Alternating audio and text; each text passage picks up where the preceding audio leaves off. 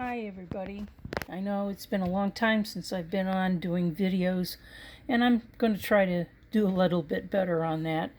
But I was on Facebook the other day and I saw this recipe that called for a box of brownie mix, whatever kind you normally use, and it only called for 3 ingredients.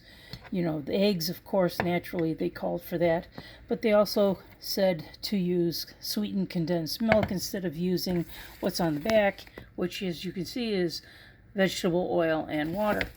So I decided I was going to try it because it intrigued me. I was curious. Three ingredients. Whoa, can anybody go wrong with that?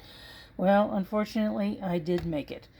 And I really have to tell you, I'm going to critique this particular recipe and highly recommend that nobody try it.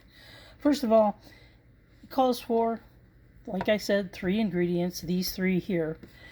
And this is what it looks like when it comes out. Yes, it's extremely moist.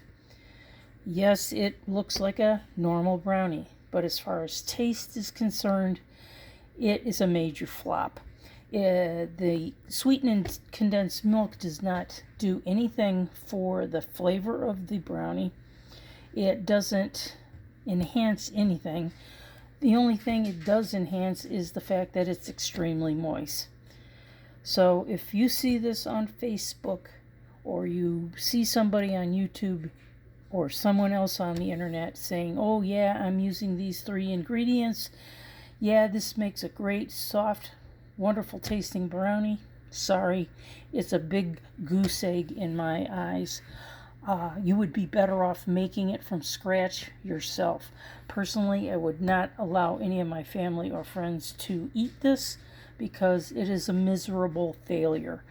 So, with that being said, I'm hoping I'll do a little bit better this year about making videos, and I hope you're all enjoying your cooking adventures.